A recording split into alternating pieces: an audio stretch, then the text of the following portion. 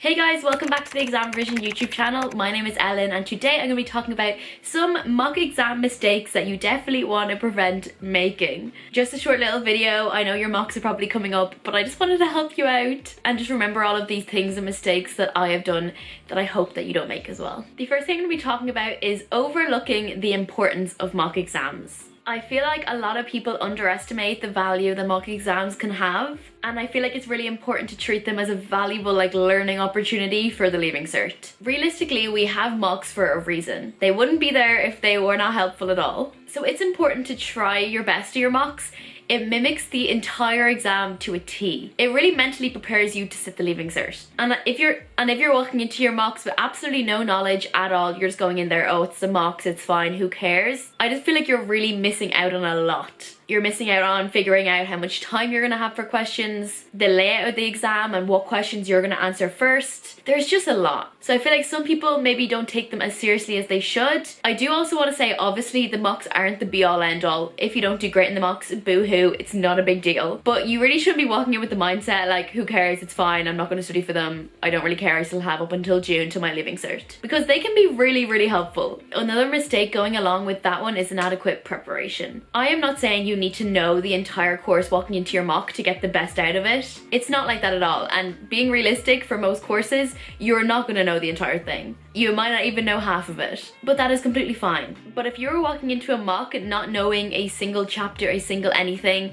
you're just going to be sitting there staring at the page, oh yeah, giving it your best shot, but you're not going to have any recollection of the time you spent at questions, how long you should be spending at questions, the context of the paper, and what questions you're going to be answering. Because if you're walking in with no preparation, you're not going to know, okay, I'm definitely doing this question, I'm definitely doing that question, doing them first, seeing how much time you have left. So walking into the mocks, it's really important to know a couple of chapters in each subject, just to give you a vague idea of how the Leaving Cert is actually going to go. And although the mock results don't mean anything whatsoever, you still don't particularly want to be getting your grades back and failed everything. It's not going to be great for the confidence. So definitely have as much preparation done as possible. Because if you do okay in the mocks, that will give you a bit of a confidence boost. So please prepare, even if it's just slightly, have something in your head walking into your mock exams. The next thing I'm going to be talking about is time management issues. I'm sure a teacher has or will talk a lot about time management in the exam, and it's different for every exam. So talk to them about it and actually listen. Because even in, for example, like English, you don't have to be rushing if you don't have to. Your teacher will know a gist of how long you should be spending at each question. And if you're really not listening and you don't know what you should be spending,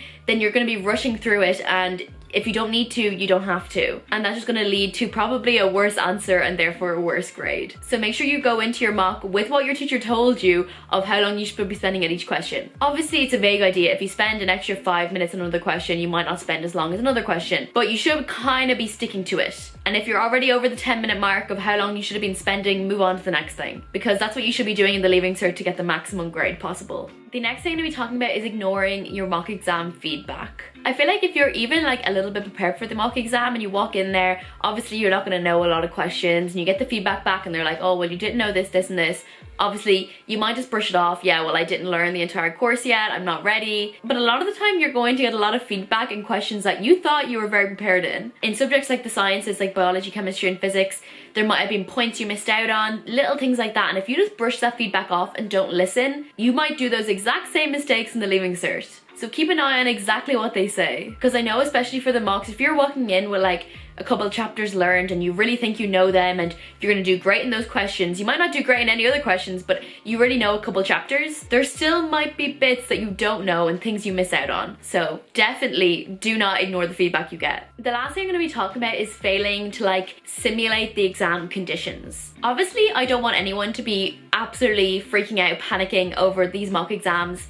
At the end of the day, they're no big deal, okay? They don't mean anything. But also, if you do want to replicate them as much as the actual Leaving Cert in order to prepare as much for the actual Leaving Cert, you should feel a little bit nervous. You should feel some pressure. Personally, I think pressure just makes you work a lot harder and a lot quicker and more effectively. I'm not saying that you should be completely panicked and pressured and crying and upset about this whole thing.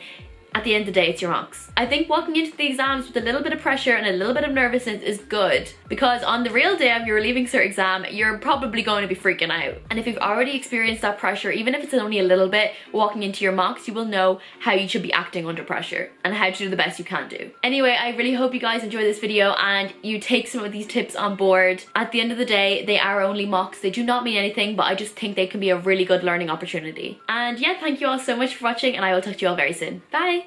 Also guys, be sure to check out the ExamRevision courses and bundles. I actually have a 20% off code for you. I'll put it on the screen now.